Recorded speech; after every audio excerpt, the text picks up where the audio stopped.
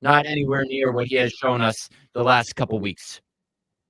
He made some boneheaded decisions, like, I think at least, cutting back on that 3rd and 2 run where it looked like he had the edge, and he cut back right into the safety and the outside backer, and then was stripped on the edge of the red zone. He underthrew another deep ball that was intercepted. How many times are we going to talk about that? He missed throws, several others that we've seen him make. Pass protection wasn't good. On defense, the run defense, 200 yards. Again, I saw a stat today on Twitter that this is the most times the Packers have allowed 200 yards in a season on the ground since 1983. I believe this is the 4th time, if I'm not mistaken. Falcons, Lions, Steelers, Giants. I understand some of those were chunk runs, like the 33-yard run by Saquon Barkley that he fumbled on. They had bottled up Barkley for, I think, 16 carries for 49 yards before that run. And then he rips one off and he fumbles. But it was letting Tommy DeVito outside of the pocket. The pass rush collapsed the pocket a couple times, but they couldn't keep DeVito in the pocket. He did a really nice job of kind of finding the openings, scrambling. He had 10 carries for a career-high 71 yards. Then the Packers got beat for a couple other explosive runs, including, a couple read options. DeVito had that long one. I think Wan'Dale Robinson had one. Matt Breida had one. And then the pass rush. The Giants entered Week 14 with the highest sack rate allowed in the NFL by far. 16.4%. By far. I believe the next highest team was in like the 11s or something. No sacks. Packers had no sacks. The Giants had allowed 69 sacks this season. Packers had none. Special teams. Keyshawn Nixon. Can't happen. Just absolutely inexcusable, boneheaded mistake. The fumbling the punt, the muffing the initial punt is one thing. He fell on it. He had possession. Give your team the ball. Then he gets back up, and I didn't realize this at the time, but he told us this after the game. He lost it off his knee. Nobody hit it out of his grasp.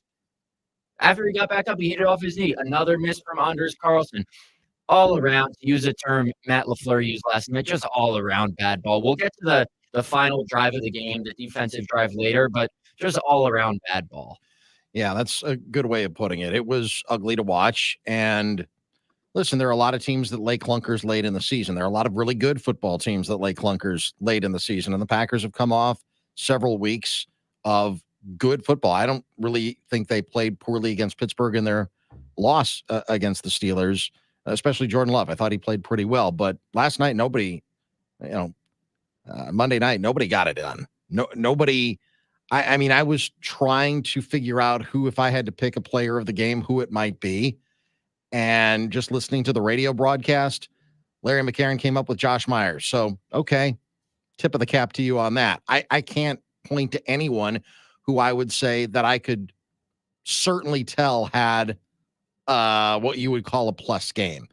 And one of the things that I got feisty about on Twitter was enough with the chirping.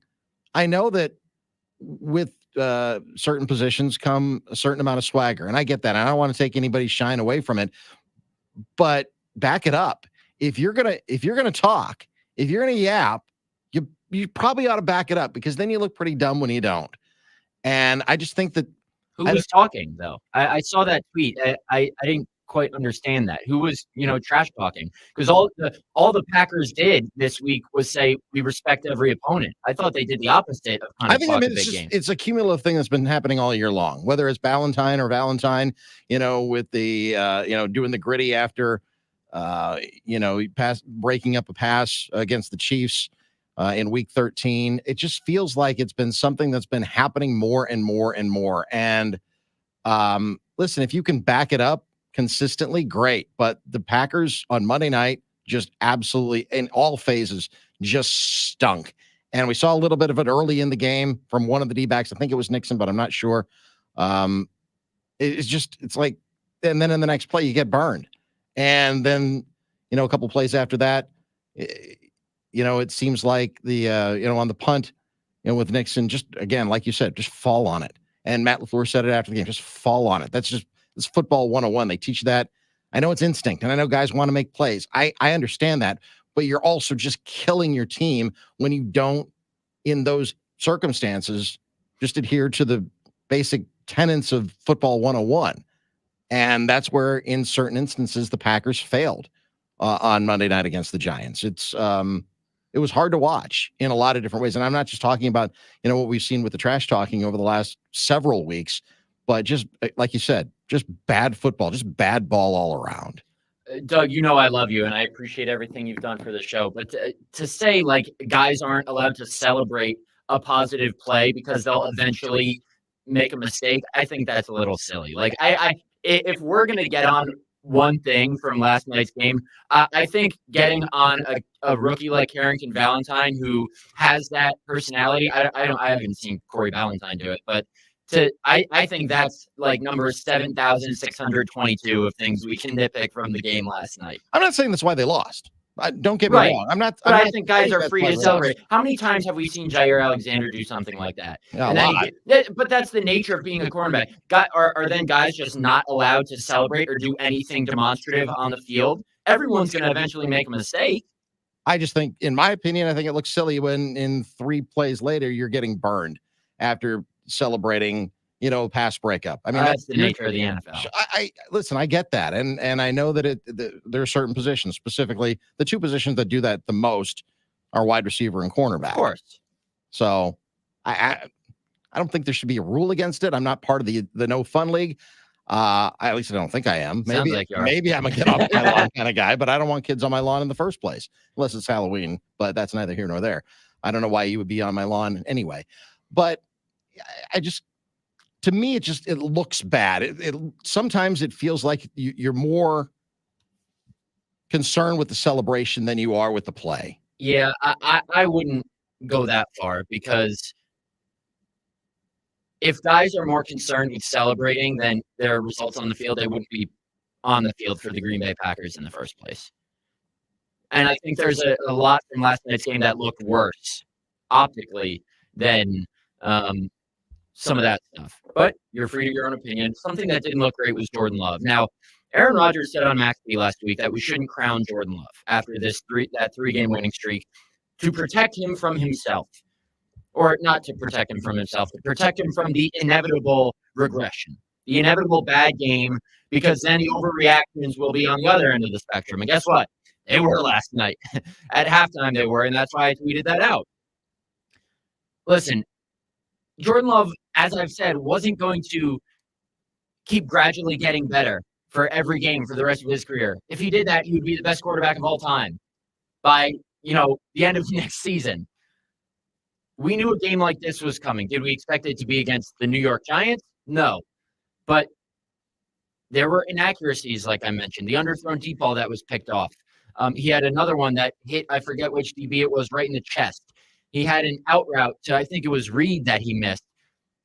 Love was not as good as he has been in the last 3 games. And I don't think it's unfair to hold him to the standard that he showed the last 3 games, because he established that standard over multiple weeks. It wasn't just a one-off thing.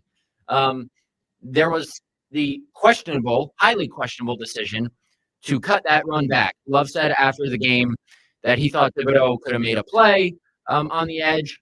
I think that's what he said, from my understanding of reading the transcript, because I was in the locker room at the time. Then he cut back. Tucker Kraft was on the edge blocking Adoree Jackson, the cornerback. I think Jordan Love could have maybe not untouched got the first down, but at least had a better chance if he kept going to the edge. The beauty of this league is you have a chance to change the narrative. 7 days later, in this case, 6 days later.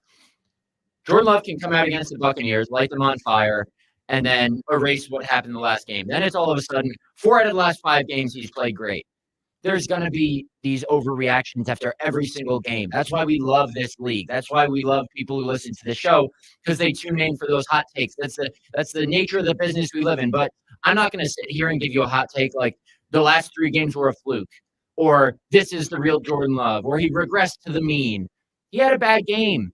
He stunk for the most part. He picked it up at the end, gave them a chance, moved the ball down the field, and Matt LaFleur acknowledged that. But it's no secret to anyone that Jordan Love did not play well last night. He said it himself. He was not good enough. He turned the ball over multiple times. That can't happen. What did I say early in the week? The only way the Giants make this a game is if they get their ground game going and Jordan Love gives the ball away. Guess what? Both things happen. And that's about the only thing I get right about this team because I can't fricking pick if they're going to win or lose for the life of me. That's why I don't pick game by game.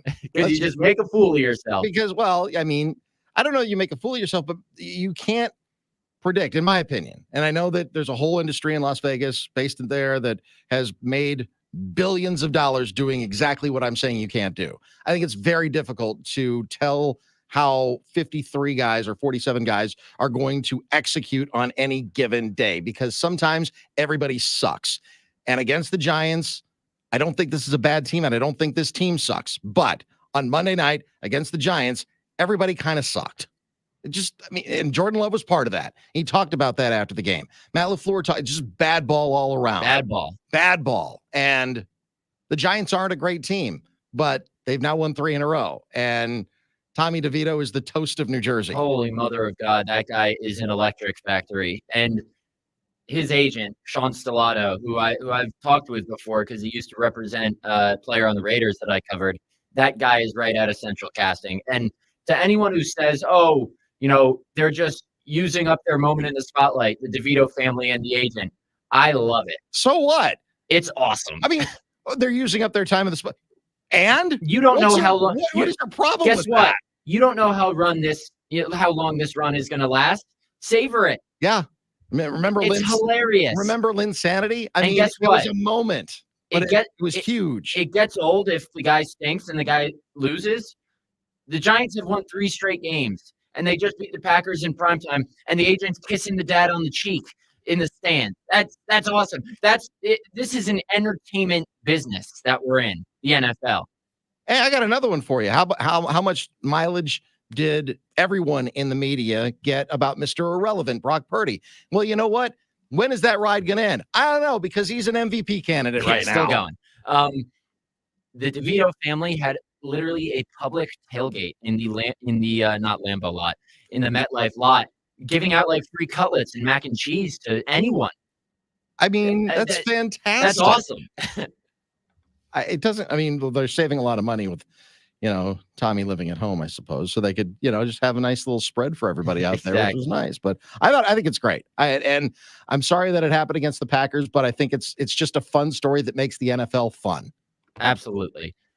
All right, we got to get to our first break. So much more to get to. On the other side, we'll catch up with the voice of the Packers, Wayne Larrivee, right here on the Matt Schneidman Show on The Game.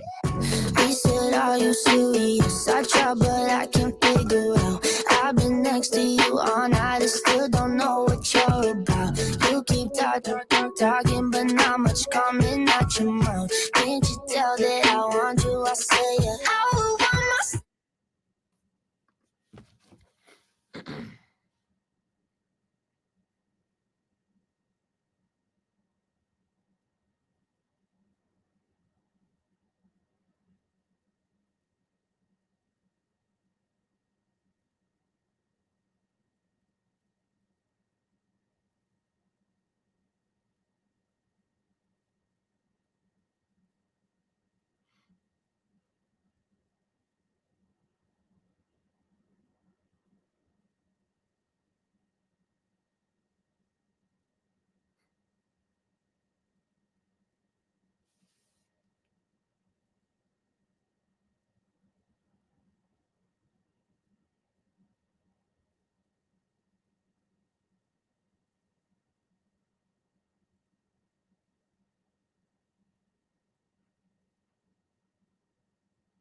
Someone said big boomer energy from Doug today.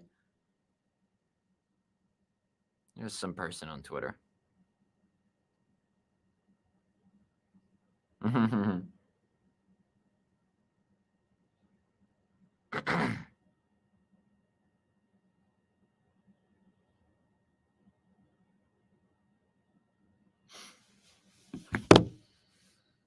Fair. Everyone is entitled to their own opinion.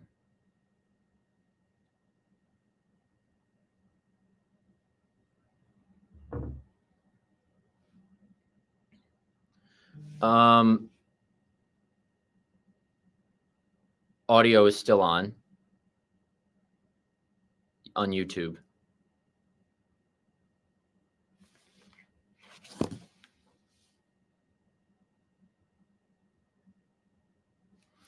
Oh, my father says differently.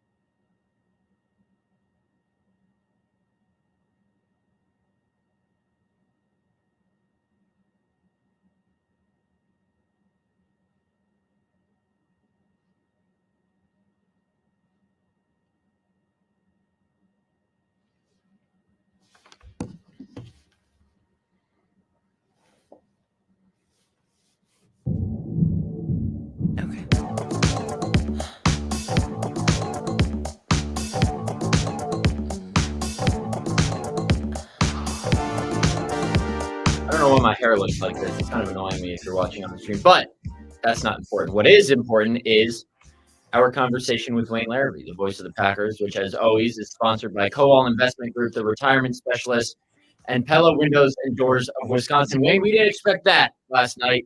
And I guess the theme of this Packers season is to expect the unexpected.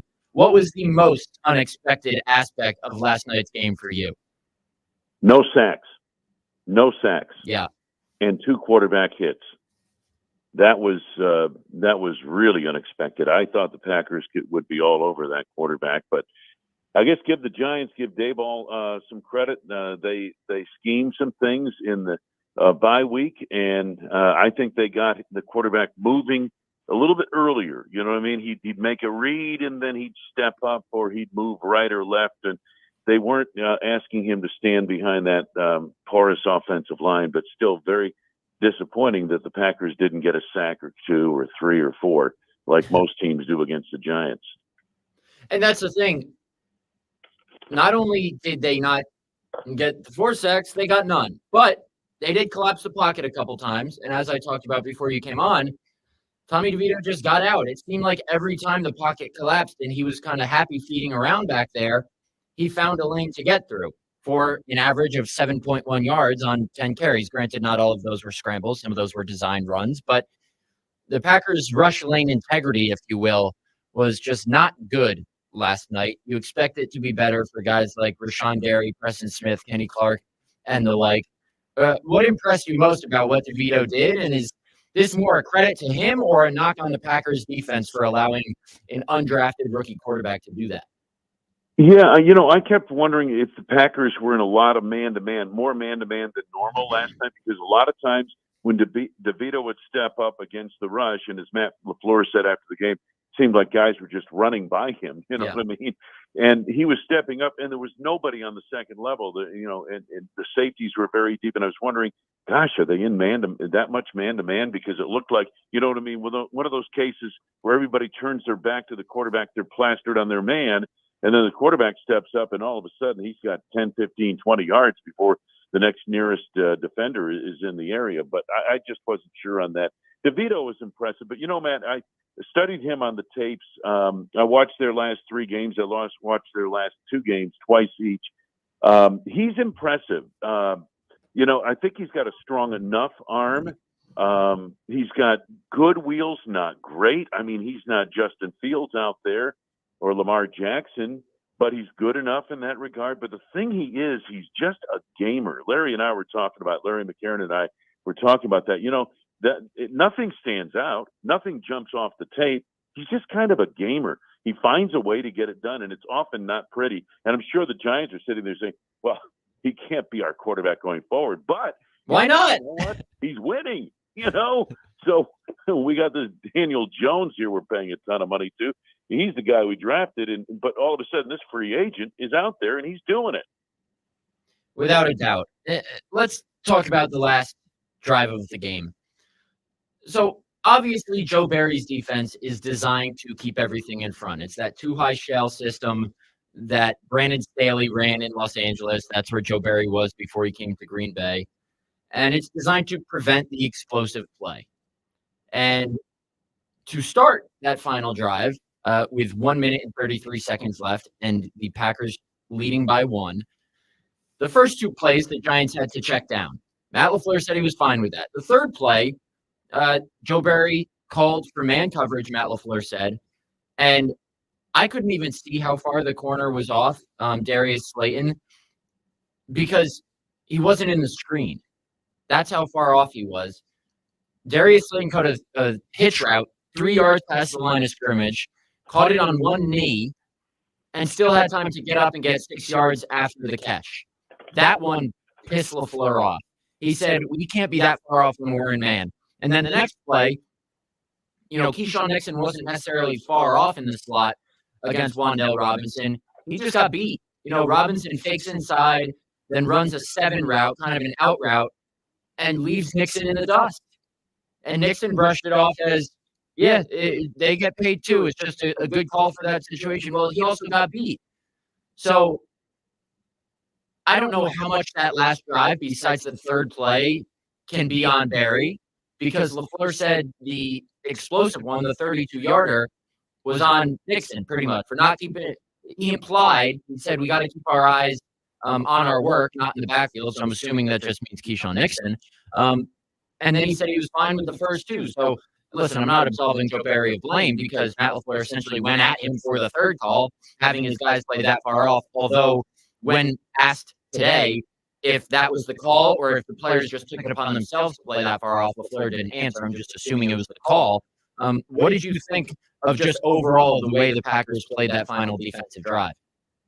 I thought it started out well, but Nixon got beat, and you could talk about two shell and all this other stuff, but they were playing man underneath the safeties on that particular play to Nixon, and you're exactly right. Wan'Dale Robinson beat Keyshawn Nixon, beat him like a drum, unfortunately, and that play burst for 32 yards, and there was your ball game essentially right there. And I hate to sound like a coach, but that play certainly was key. But throughout the ball game, you're giving up 200 plus yards of rushing offense for the 4th time. DeVito didn't throw it a lot, didn't have to throw it a lot when you're running that effectively, but he completed 17 of 21. Touchdown, no interceptions. You get the ball, you make a big play defensively. The kid Carrington, what a great job he did on that fumble by Saquon Barkley. Just pick up the ball and start running with it. Yeah. Somebody tells you to stop. That was good. That's elementary. Sounds like it's everybody should do that. But how many guys stop or don't even recover the ball? They just assume Saquon Barkley's down by contact, let the ball go. But that was a great play. And then Jordan Love gets them into the end zone. How many times do they get a play like that and the quarterback can't move the offense into the end zone? He did in a very clutch situation. Now the Packers have a lead by the slimmest of margins, but they've got a lead, and you're asking your defense to stop the Giants' offense in 93 seconds. And the big play with the backbreaker was Keyshawn's miss on Wan'Dale Robinson. But Robinson had a pretty good ball game, it seemed like to me. He was pesky all night, and they had a tough time covering him for whatever reason. So the Giants only needed a field goal, and that is because the Packers got stuffed on the 2-point play. And somewhere, wherever Matt LaFleur is right now, he's probably calling another Jaden Reed end around for whatever situation he's in right now. If he needs his, dinner brought to him, he's probably doing some funky handoff to Reed to bring it to him. How many times were they going to run that play and not have it work? Like, it worked a couple times. It worked on the first play of the game for 5 yards, I guess, if you want to call that working. I would call a 5-yard run working. The Giants sniffed it out a couple times. Then on the 2-point conversion, LaFleur said they missed 2 blocks on the point of attack. He thinks if they make those, they walk it in. But guess what? On that play, a lot of people have to do their job. Giants beat it. Hindsight's 20/20, obviously. But that's just I don't. I think if we look back, process over results, why call that? That was like the sixth time you called it that game. It didn't work half the times, including the 2 times you ran it prior. I'm not just saying end around or jet sweep, any sort of gadget play to Reed, who's a terrific player, and it resulted in a touchdown, one of them. I understand that. But with how the Giants kind of sniffed it out as the game went on, that was just a perplexing call to me. Yeah, and again, everybody seems to be doing it. This seems to be the play du jour with coaches. It's a reverse one way, and they swing it back the other way. And a lot of this stuff, and I'm finding this jet sweep stuff, the tape I'm looking at, defenses are getting pretty good at stopping that stuff on a regular basis, Matt. They've adjusted. And by the way, this stuff might work on the college level, but you've got world-class athletes who can run laterally very fast in the NFL. And that's why that play, it used for a couple of years it fooled them, but now it doesn't fool these people as nearly as much. But Matt did call it in a couple of good spots. He got a touchdown out of it. But, I will defer to what John Kuhn said earlier today to you on his show. When you're, a yard or two away, when you're going for a 2-point conversion, you hate to run sideways. Right. You know what I mean? Just you really want to run forward and try to bowl your way in. But again, John's a fullback, but I'm kind of old school, guys. The reverses once in a while and all that stuff, that's fun. That's wonderful. But for the most part, bread and butter is what I believe gets it done in this league still to this day. How concerned are you with Anders Carlson? He's missed 4 field goals in his last 6 games, I believe. One of them will cut him some slack for that 63-yarder in Detroit. He's missed 3 extra points over that time. One of them blocked because of Josiah DeGuara freezing on the wing. The missed field goal yesterday, the snap was not good. The snap was basically at Daniel Whelan's chest, not out in front. But Whelan got it down, laces were out, and Carlson just pulled it left. He almost missed his first field goal from, I think it was 36 yards. Then, of course, he comes back and makes a 48-yarder. But there's more than just the kick that goes into this. I understand that it's the operation. But how concerned are you with, then, let's say, the operation at this point with their recent struggles? Well, I'm really impressed with Daniel Whelan. I think he's a heck of a holder, And we had O'Donnell here last year, and he was a very good holder. But Whelan, that was the question you had when he won the punting job. Said, well, how good a holder is he going to be? And I think he's proven equal to the task. I don't know what you would say, but and the snaps have been, I think for the most part pretty good. But a couple of them last night were not. But Whelan got it down. And I don't know how much a bad snap impacts the kicker. You know what I mean? Does it knock his rhythm off or whatever? Does he have to wait a fraction of a second for the holder to get it down? It doesn't look like it, but, some of that may come into play. This is a young, talented kicker, and I think you have to live through some of these moments. And am I concerned? Yeah. But I also think you've got to invest this season in this kicker to find out where you're coming out on the other side with him. And I do think he's going to develop into a very good kicker, as is his brother.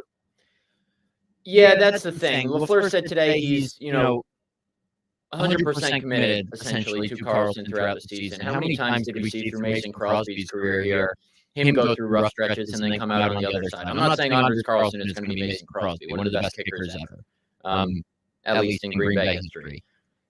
But he's shown potential. He's shown this big leg, accurate potential. Now it's just about getting that on a more consistent basis. This is his first, full NFL season kicking in cold weather. He comes from Auburn. So the Packers are going to ride it out with him. I don't know when the patience grows thin, but I don't think it's grown thin yet. Last thing, Wayne, before we get out of here, Packers still have the number 7 seed. There are 5 teams at 6 and 7, the Packers, the Rams, the Falcons, the Saints, and the Seahawks. Somehow, and I don't quite understand it, but the Packers have the tiebreaker over all of them. So the Packers are number 7 right now. So everything's still ahead of them. They still control your own destiny.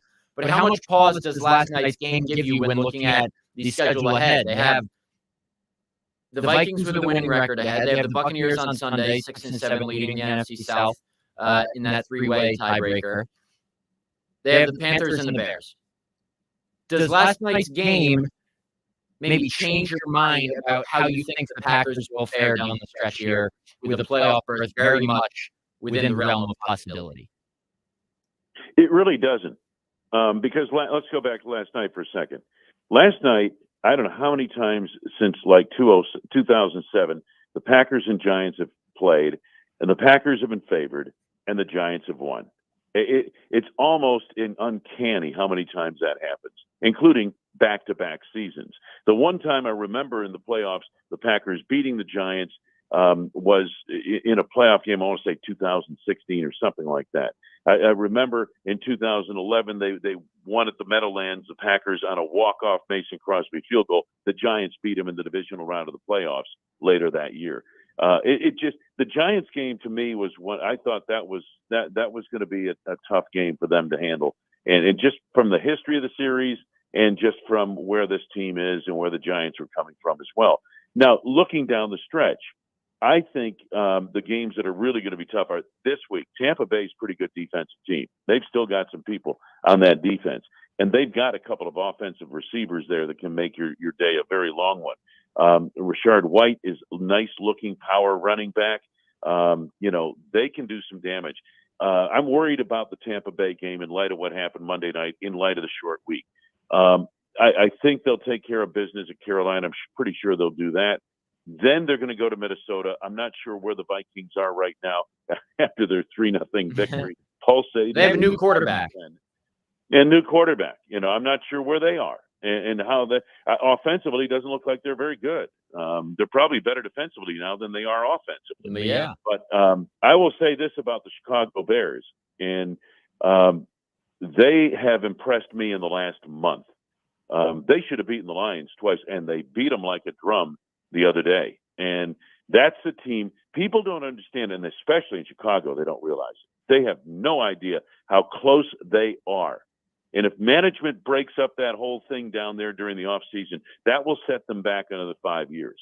But they have no idea how close they are to putting it all together. Seriously. Including maybe it's that quarterback too. And he might be the guy. But they're close and they're playing well. And that game you can't take for granted the last week of the season. No, I wrote it in my story on The Athletic after the game last night. The Packers have shown us this season that they can win all 4 of their remaining games, but also that they can lose 3 out of 4. If they lose to the Panthers, I said just close up Lambeau Field, shut it down. They can lose to the Bears. They can lose to the Vikings. They can lose to the Buccaneers. I don't think they can lose to the Panthers, but that's what we've seen from this Packers season. Not only are they unpredictable, but they're, wildly inconsistent. And that's just what it is. It'll make for a fascinating last 4 games. I'm intrigued to see. Go ahead. Exactly, Matt. I'm intrigued too. I can't wait to see these games because you don't know what's going to happen. No idea. This is the NFL today. They're going into this past week's games. There might have been 6 really good teams in the NFL, period. 3 of them lost, okay? The best team in the league right now, who is it? San Francisco. Yeah. Dallas is a close second. San Francisco lost 3 in a row at one point. Now, you've got these 6 teams that are kind of head and shoulders, it seems like, talent-wise and all that, and they're still getting beat. But you got everybody else. And when it's everybody else against everybody else, it's a coin flip. It's 50-50 on any given week. You know what I mean? You don't know what's going to happen. Houston went into New York, went into the Meadowlands, thought they were going to pancake the Jets because the Jets can't score, right? Look what happened in that game. I mean, it goes on and on. Philadelphia got boat raced by the Cowboys. Holy cow. I mean, look what happened last night in South Beach. Yeah. The Titans were down by 13 with 3 minutes left and beat the Dolphins. Yeah. I can't imagine betting this stuff. Horse racing's a much better bet than the NFL. At least, with what you get, the horse is going to give you all he's got. You know what I mean? There's no doubt about that. Are you implying these players don't try, Wayne? Come on. No, not at all. No, not at all. This is, I just think the NFL, let me put it this way. I think it is the most competitive game in the world. I just think it is. Week to week, the coaching, the players, the closeness of how the talent level isn't as big as a difference as you might think from team to team. It is so competitive, you just don't know. And that's what makes it so intriguing, and that's why it's the number one sport. So much parity. That is what makes it intriguing. We appreciate you, Wayne, as always, lending your insight, the legendary voice of the Packers, who we will talk with next Tuesday.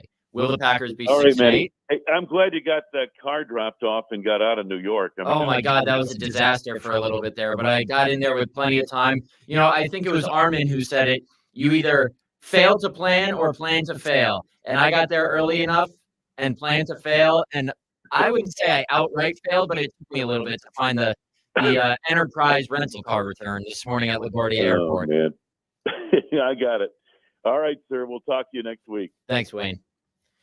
As always, Wayne Larrabee, sponsored by Kowal Investment Group, the retirement specialist, and Pella Windows and Doors of Wisconsin. I will say that is the first time on a road trip I have rented a car.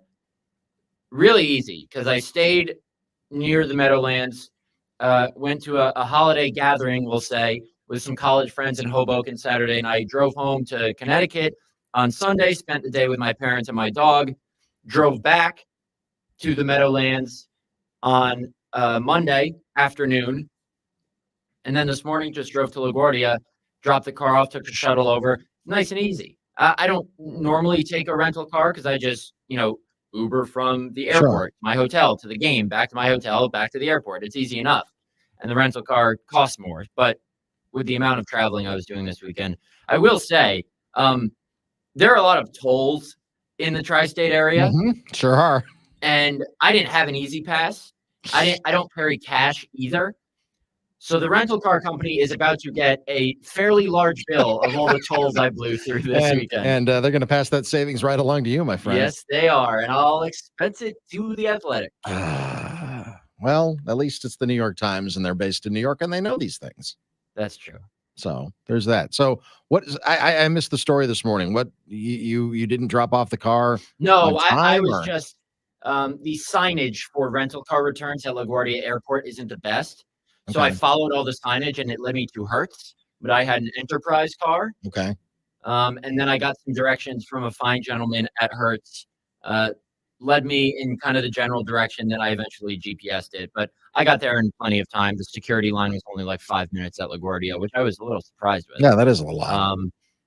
But it all worked out fine. But I was a little flustered on my daily appearance on 9 to noon this morning. Now, I haven't been to LaGuardia since they redid it. Is it Beautiful. Okay, beautiful. Good, because it used to be just a you-know-what hole. Yeah. Oh, I know. I've flown out of there a million times. It's absolutely beautiful. All right, good. So is Newark, by the way. I've never flown in or out of Newark. I flew into Newark, out of LaGuardia. Okay. Flown into LaGuardia a bunch of times, but it's been a few years, obviously. I think the last time we were there was 2018, maybe. And it was under construction, the new one. But yeah, the old one it led something to be desired. The crap heap. Yeah. If you will. Yeah. Words that you can't really say on the radio. That's okay. Let's get to one more break. On the other side, we're going to touch base on a couple of the injuries that came out of last night's game and explain why there might be some significant concern on a short week before the Packers host the Tampa Bay Buccaneers here on Sunday. Stay with us. You're listening to the Matt Schneidman Show right here on the game. Now, who's hot, who not? Tell me who rock, who sell out in the stores. You tell me who flop, who cop the blue drop, who jewels drop box, who mostly Gucci down to the shoe shop. The same old pimp, Mace.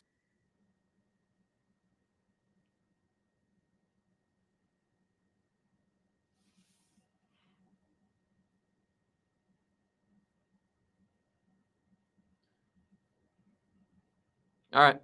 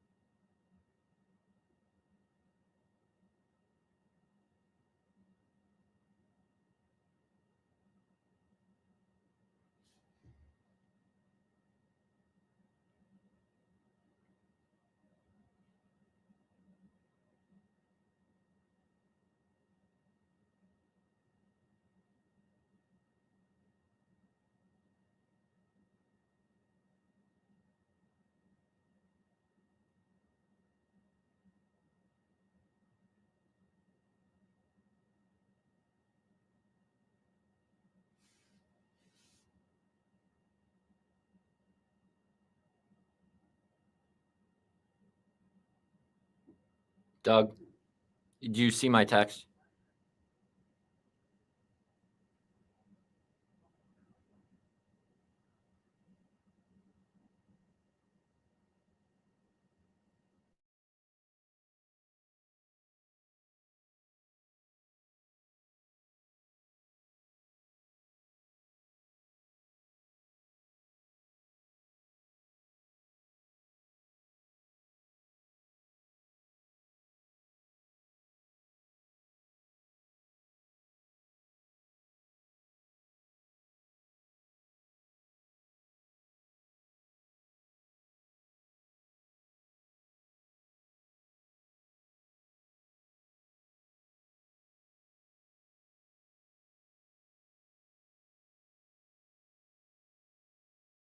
It's Britney, bitch.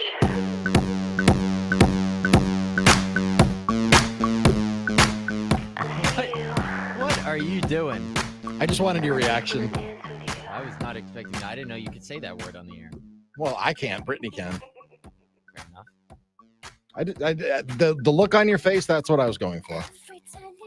Help Iron Jock help the Oconomowoc Food Pantry. Iron Jock's current promotion is 30% off when you buy $50 or more with promo code HOLIDAY30. Well, every order between now and December 17th, Iron Jock is going to donate 10% of the proceeds to the Oconomowoc Food Pantry. Grab some great Iron Jock apparel, help a food pantry. It's a win-win. Details are at ironjock.com. That's ironjoc.com. Couple injuries that came out of the game last night. Jaden Reed, I believe on the 2-point play, was being evaluated for a concussion after the game. Dontavian Wicks left the game with an ankle injury. Lauren Helmbrecht, our friend from Channel 5, spoke to him in the locker room after the game, and he said, it's effed up. And I believe he said the full word that we're not allowed to say on air. Right. He said it was a high ankle sprain, which is an extended absence. So Packers are on a short week right now. Mm-hmm. They don't have a practice available to view by reporters tomorrow. Then they do on Thursday and Friday, but short week before they host the Buccaneers on Sunday. Jaden Reed, Dontavian Wicks, Christian Watson already out. Who's catching passes on Sunday? Great question. Yeah, I mean, it's next man up, right? That's what they always say. Next man up, next man up, next man up. So I don't know. I mean, injuries at this time of the year, it's something that most NFL teams are dealing with. You hope that they're not, overwhelming. But again, on a short week, Matt LaFleur even talked about it last night after the game. It's like, look, we're on a short week. I mean, we just played I'm paraphrasing. We just played a stinker of a game. We had better put that behind us right quick. And, all of these games from here on out, and there are only 4 that they're guaranteed left in the season. Every game is critical. So I don't know that I would say the playoffs start now and they can't afford to lose another one, but boy, they would really be putting themselves behind the 8 ball if they lost more than one. I know there's a bunch of teams that are 6 and 7 right now. So, I mean, and there are head-to-head like the Packers and the Buccaneers. They're, 2 6 and 7 teams in the NFC going head-to-head on Sunday. So some are going to knock each other out. I keep hearing if the playoffs end today, the Packers would be, the playoffs don't start today. The season doesn't end today. There's 4 games left to go. And I would say a lot of ball game left, but not that much anymore. I'm just saying that to say the Packers control their own destiny, that Sure. they don't need outside help in addition to winning games like they did last year. They just need to handle their business, which makes it simple, but also a little daunting as well. I think 3 wins gets it done out of the last 4. If they lose to the Vikings or the Buccaneers or the Bears, they could lose all 3 of those games. Mm-hmm. Who knows? But certainly concerning for the Packers that they could be extremely shorthanded at wide receiver. And then injuries that kept guys out of Monday night's game entirely. Aaron Jones, could he be back with now 3 games missed? In 2017, he missed 2 games with a sprained MCL. He's now missed 3. He practiced all 3 days last week in a limited fashion. And then the one that is just mind-numbing right now and confusing is Jair Alexander. We don't know on the record exactly what's going on behind the scenes. He has missed now 5 straight games. Mm-hmm. for the most part, Corey Ballantyne and Carrington Valentine have held up, so it hasn't been, that glaring an omission. As little as, I messed up how I wanted to say that. A two-time All-Pro and the highest paid cornerback in NFL history is always going to be a glaring omission, but it hasn't been as glaring as it could be because Carrington Valentine and Corey Ballantyne have held up their end of the bargain, considering what, we expected from them. Jair has never been put on IR. He's been taking up a roster spot while missing the last 5 games. It's very clear there's either been a setback or the team thinks, he was going to be ready and he's not. Whatever it may be, because if they thought he was going to be out this long, they would have put him on IR and used his roster spot on someone else. Jair said on Friday, and I went through this on Friday's show, that he 1,000% wants to play, that he's just too hurt. This one is different than the injuries he's played through in the past. If he misses a 6th straight game, then we might have to start asking questions of, is that really the truth? Jair did say he was going to lie to us on Friday when he talked, and he said he 1,000% wants to play. So who knows? Maybe Matt LaFleur needs to be asked straight up, and Mike Heller asked me this. Has Jair been medically cleared to play? Is this just him saying, I don't want to play because I don't think I can? Have the trainers said you are medically cleared to play? Maybe that's a question that needs to be asked. I don't want to question his desire. You don't get to the level that he's gotten to by not desiring to play football. He has played through many injuries before. Sure, but sometimes that's not true. It just isn't. I'm not saying Jair specifically. I'll go back. I'll go back. Well, I mean, here's where I'll throw the red challenge flag. There's a guy that the Bucs used to have on their team called, his name is Larry Sanders, or still is. And, he got to the highest level, got a huge contract and lost the desire to play while he was still under contract right after he signed it. Sometimes guys, and I'm not saying this is the case with Jair, I am saying that sometimes even at the elite level, guys lose their whatever it is. Guys lose the want, the desire, the whatever it is that sparks you to play at the highest level. It has happened with professional athletes before. I will say, I remember Jair telling me after they played the Raiders this year, when he played all 64 defensive snaps, he said his back was killing him. He played that game because it was Devontae Adams, and Jair knew he had to play for that matchup alone. He was hurt in that game. So he said it. He's played hurt many times. He's played hurt this year. He said this is different. I don't know if his mindset has changed. I don't know what it is, but there's a little something fishy going on. Maybe my senses are off. They very well could be. But the Packers need Jair Alexander back on the field. The Packers are a better team when he's on the field. 100%. I understand people are frustrated with, the championship belts to press conferences and the saying you're going to lie to reporters and the Jair, persona because he's not on the field. And it does grow old on some people when the results aren't there from a production standpoint. But there's still plenty of time in the season for him to get back on the field and make an impact. Well, good time is any time now. I mean, if he's healthy, there's 4 games left, and these are 4 critical games for the Packers. So Mike Evans coming up. Yeah. Future Hall of Famer. Yeah. So anytime you want to, if you're healthy, if you're hurt, you're hurt. If you're injured, you're injured. I get it. That's part of the game. But if you're able to go, no time like the present, my guy. Sure thing. We will see if Jair Alexander, he's going to practice because he's practiced each of the last, 4 weeks. He's been practicing since before the Chargers game in week 11. I don't know what the holdup is. We'll see if he's on the field. We'll see if Aaron Jones is on the field. Is Christian Watson going to be on the field? Is Jaden Reed going to clear concussion protocol? Dontavian Wicks doesn't seem like he's going to play, according to what he told Lauren last night. I mean, Packers are banged up. It ain't great. Buccaneers are not a bad team. The only thing the Packers, not the only thing, but one of the things the Packers have going for them this weekend is Baker Mayfield has played at Lambeau Field in December each of the last 2 seasons with 2 different teams, now a third team, right? And he has not played well. They've lost both those games. Threw 4 interceptions with the Browns on Christmas 2 years ago. Threw another pick. Packers won 24-12 against the Rams last year. Now he's here with the Bucs. So we'll see what happens. Packers need this one, not only for tiebreaker's sake, but to get back to 500, stay in the playoff race, and then it's basically a free win against the Panthers. So if you win this week, you're probably above 500 in 2 weeks. Yeah. So we'll see what goes down these next couple weeks.